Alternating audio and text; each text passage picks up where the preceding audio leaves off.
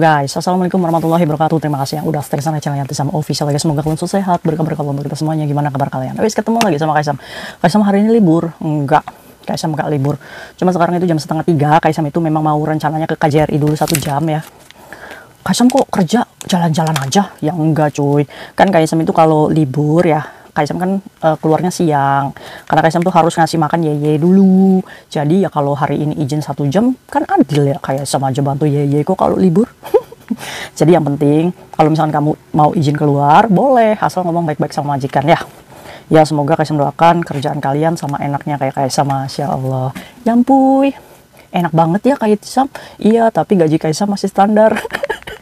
Tapi nggak apa-apa, syukurin aja ya. Ya ampun. Oke. Hari ini Kaisam itu ke KJRI mau menyerahkan 3 paspor.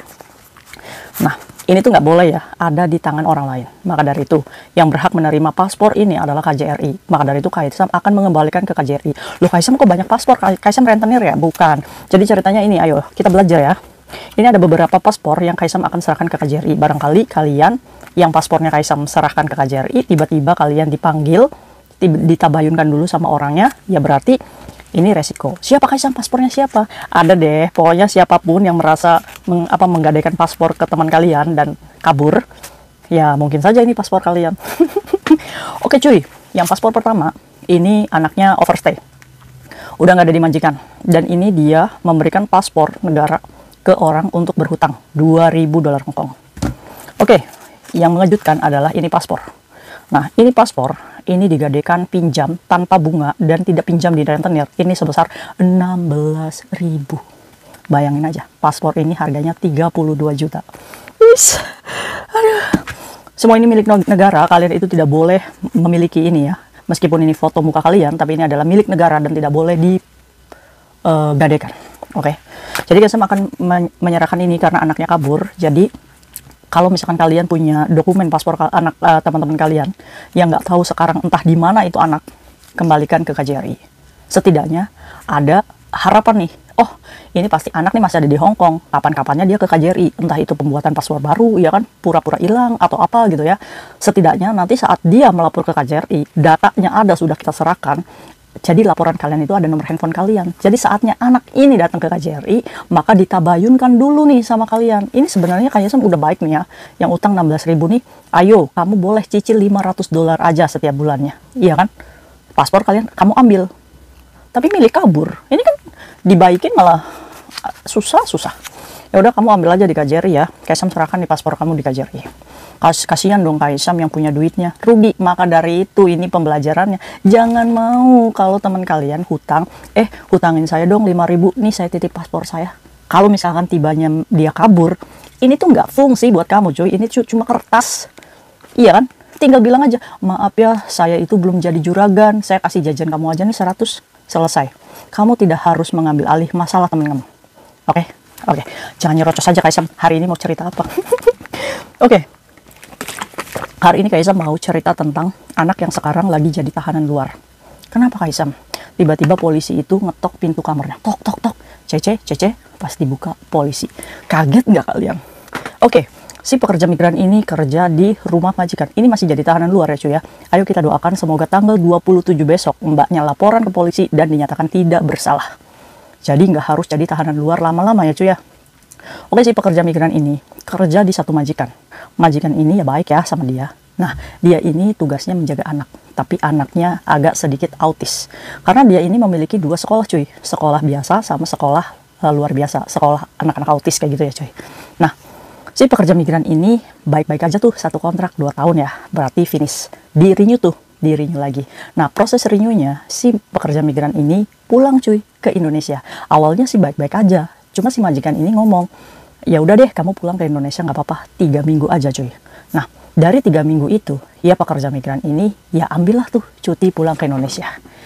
Oke, kita tarik dulu background majikannya. Jadi si majikannya ini punya anak 1 yang tadi, autis tadi. Nah, jadi si anak autisnya ini sebenarnya dari muka ini kayak orang normal. Cuma kadang emosinya itu luar biasa ya cuy. Kadang suka nangis, teriaknya kenceng gitu cuy. Ya pokoknya luar biasa lah untuk menjaga anak ini. Nah, si majikannya termasuknya sudah percaya nih sama si cecenya. Oke, begitu ya cuy ya. Jadi majikannya so far baik. Cuma ada CCTV nih, ya maklum, seautis-autisnya anak orang Hong Kong, itu adalah harta buat mereka. Jadi, ya, apa namanya, ya pantau lah cuy. Apalagi anaknya ini masih umur 3 tahun, masih kecil ya. Banyak waktu cuti nih, ngomong, Cece hati-hati ya, nanti kami tunggu lagi kamu di sini. 3 minggu nih si pekerja migran ini cuti dari kontrak pertamanya cuy. Nah sudah 3 minggu akhirnya dia kembali lagi ke rumah majikan menjaga si anak ini. Cuma saat dia kembali, nggak tahu ya, mungkin gimana cara orang tuanya ini mendidik, padahal itu anak di apa namanya dijaga sama pekerja migran ini tuh baru ceprot gitu cuy. Jadi udah ada dalam kasih sayang si cecenya ini ya cuy. Jadi ya seautis-autisnya ini anak ya cecenya sayang gitu ya kan. Nah akhirnya saat dia pulang dari cuti si anak ini berubah cuy. Jadi mukulin, yang tadinya cuma marah, cuma fabehe gitu, sekarang pakai mukul. Nah yang jadi celakanya ini kan setiap hari sama cecenya ya di rumah ya, orang tuanya kan kerja walaupun mantau CCTV. Nah singkat cerita, kemarin ini kan baru-baru kemarin kasusnya, si anaknya ini nonton TV tuh di sofa. Nah tiba-tiba ini si anaknya ini jerit cuy, nangis, mukulin si cecenya. Si cecenya tuh ngomong ya, Hoi ya kamu ya, jangan kamu pukul, jangan kamu teriak-teriak, sakit saya itu gitu kan si cecenya ngomong seperti itu cuy. Nah akhirnya si cecenya ini megangin tangannya cuy, anaknya lagi ngamuk, si cecenya ini megangin tangannya, berontak lah si anak ini, nangisnya kenceng banget, iya kan. Akhirnya tiba-tiba telepon si cecenya ini berdering, kring, ya kan. Kamu lagi apa? Kenapa anak saya itu nangis kayak gitu, ya kan? Sepertinya si majikannya ini memantau CCTV tuh, melihat cecenya lagi pegangin anaknya tangannya nih, kan gini-gini anaknya ya, kan lagi ngamuk cuy, mau mukul-mukul kayak gitu cuy. Nah akhirnya dijelasin tuh sama si cecenya kalau misalkan si anak ini nggak tahu tuh tiba-tiba mukulin saya sakit, dia lagi ngamuk ini. Oh ya udah, si majikan itu ngomong kayak gitu jadi akhirnya tutup telepon. Nah menurut pengakuan si cecenya, kenapa saya bisa megangin tangannya? Soalnya saya kan nganter dia ini sekolah katanya. Nah si pekerja migran ini nganter si anak ini sekolah cuy. Nah tibanya di sekolah si anak ini juga ngamuk, mukulin si gurunya itu, ya kan? Sampai pada akhirnya si gurunya ini ngomong sama si cecenya, ini apa di rumahnya ini kayak gini? Iya. Terus, nah ini kan berubah ini semenjak cecenya habis cuti aja nih cuy. Yang nggak tahu gimana cara mendidiknya ya. Nah sampai pada akhirnya gurunya, oh jangan dibiasain mukul kayak gitu. Akhirnya sih gurunya ini ngasih tahu tuh ke cecenya kalau misalkan kamu boleh pegangin tangannya, terus dipeluk. Kalau sudah dipeluk itu biasanya tuh normal lagi cuy, nggak marah-marah lagi. Cuma kejadiannya kemarin itu nggak kayak gitu. Harusnya dipeluk itu apa namanya adem hatinya, malah marah, makin memberontak si anak ini. Ya udah aja gitu. Jadi pengakuan si cecenya megangin tangannya itu gara-gara disuruh losinya, disuruh guru anak ini untuk meredamkan emosinya itu dipeluk sama dipegang tangannya. Ya saya kayak Tisam yang mempraktekkan itu nggak berhasil. Akhirnya apa sih pekerja migran ini ya udahlah, so far baik-baik aja tuh ya pada malam hari. Mungkin dalam meja makan si majikannya itu ngobrol sama si bapaknya, anaknya ngamuk seperti itu. Mungkin dicek CCTV-nya atau mungkin ada perkataan si cecenya ini terlalu keras ya cuy ya. Sehingga apa? Keputusan yang diambil adalah mempokingkan ini si pekerja migran. Kasian gak sih? Ya kan? Nah, singkat cerita yang lebih parahnya mempokingkan saat cecenya sudah selesai istirahat dan mau tidur. Polisi datang, tiba-tiba tok tok tok. Cece, ngeri gak sih kalian? Ngeri banget guys Sam. Akhirnya dijemput polisi saat selesai mandi. Aduh, inilah ya cuy ya, kalau kita kerja ikut majikan tuh ngeri-ngeri sedap. Akhirnya si pekerja migran ini ikutlah tuh sama polisi dan diinterogasi. Ya dia sudah didampingi didampingi penerjemah ya cuy ya.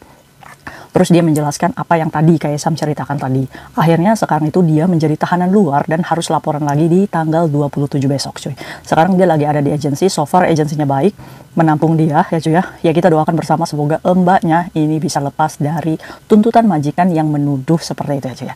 Amin ya robbal alamin. Ayo cuy kita doakan. Semoga diantara kita adalah ada doa yang diijabah sama Allah. Sehingga nanti tanggal 27 Kak Isam update ya gimana kabarnya. Semoga mbaknya bebas. Amin. Kita bahas kasus ini.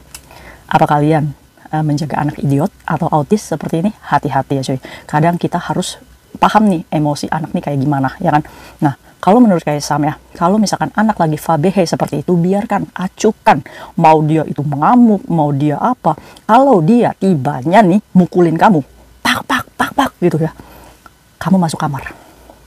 Kamu kasih ruang dulu supaya dia ngamuk ya. Kamu masuk kamar, biarkan dia ngamuk dulu, ya kan? Kalau dia mukulin pintu, pok pok pok pok pok, dia pasti akan lelah sendiri cuy. Kamu tinggal dengerin aja tuh di balik pintu tuh sampai dia ngamuk. Kalau misalkan dia ngamuknya sudah selesai, kamu baru keluar. Itu cara yang ampuh untuk menghadapi anak-anak seperti itu. Karena apa? Karena dia itu anak orang lain cuy. Apalagi kita dipantau CCTV. Nah itu mbaknya. Yang maksud mbaknya sih baik ya kan. Tapi tidak dengan orang tuanya. Ya kan, bisa salah paham. Untuk itu lebih baik kita menghindar saja. Ya, nah itu ikutin cara Kaisam. Kalau ada yang ngamuk nih, masuk kamar, susup gitu. Biar aja dia pak, biarin aja. Nanti kamu keluar lagi, sudah membaik, kamu senyum lagi. Udah marahnya gitu. Ayo kita makan, ayo kita ngemil, atau kita bikinin makan. Kan habis emosi kan pasti lapar tuh anak ya. Kamu ceritakan, nanti kita beli es krim ya, nanti kita kesini ya. Yang membuat hati anak itu bahagia cuy. Kalian pasti bisa deh. Ya, jadi jadi kita jangan baper ya coy. Ya, walaupun Kaisam tahu sih kalau kita dimarahin ya, kalau kita dipukulin sama anak kecil kan kadang emosi kita, jiwa keibuannya kan ada ya. Tapi sekali lagi, lebih baik menghindar ya kalau misalkan ada di posisi ini. Kita pikirkan lagi tuh, oh ingat kata kayak Tisam, kasus yang kemarin tuh mbaknya dipokingin tuh gara-gara menyelamatkan anak, tapi videonya dipotong cuy. Yang diberikan ke polisi adalah saat dia ini memegang tangannya, itu yang dijadikan bukti. Ngeri nggak? Ini dikarenakan tarik ulur lagi, mbaknya ternyata sudah mengaku ke majikan kalau dia nggak mau renew. Kasian banget gak sih mbak ya? Aduh, sekarang mbaknya lagi ada di agensi ya, lagi menunggu kasusnya selesai. Nanti tanggal 27 lagi dia laporan. Ya, semoga bebas ya mbak ya. Pokoknya intinya kalau kita sudah dilaporkan atas tuduhan seperti itu, kita jalani saja dan kita jujur. Nah kalau misalkan ada pertanyaan yang setidaknya nih, kalau jawaban saya ini bikin bulat nggak, lebih baik saya nggak tahu, saya nggak ngelakuin, tetap pertahanan pernyataan seperti itu cuy. Saya nggak tahu, saya nggak ngelakuin, pokoknya itu aja ya. Jadi jangan terlalu menjelaskan banyak ke polisi, nanti kamu kejebak dengan pertanyaan polisi itu sendiri. Oke, jadi biarkan mereka yang membuktikan. Kalau misalkan saya memang melakukan kekerasan, ya buktikan dong, ya kan. Jadi jangan pernah takut. Aduh. Nah kalau misalkan kalian terjadi kasus seperti ini, apa yang harus dilakukan? Yang harus kalian lakukan adalah segera mencari organisasi untuk bisa mendapatkan pendampingan. Karena kalian kalau saat diajukan atau dituntut majikan seperti itu, kita tuh harus butuh tempat tinggal ya cuy ya. Ya sebenarnya kalau misalkan kalian mendapatkan kasus seperti ini, kalian masih tanggung jawab agensi kalian. Jadi kalian tinggal di agensi ya cuy. Kalau tinggal di shelter organisasi pun bisa. Oke, untuk kalian yang mungkin dituduh-tuduh majikan, semoga Allah kuatkan hati kalian dalam menghadapi kasus kalian. Yakin saja kalau kita tidak melakukan, hukum Hongkong akan adil. Semangat! Buat mbaknya semangat, Kaisam support. Apa yang kamu butuh tinggal ngomong sama Kaisam. Oke, see you next video. Bye-bye. Assalamualaikum warahmatullahi wabarakatuh. Ya, boy.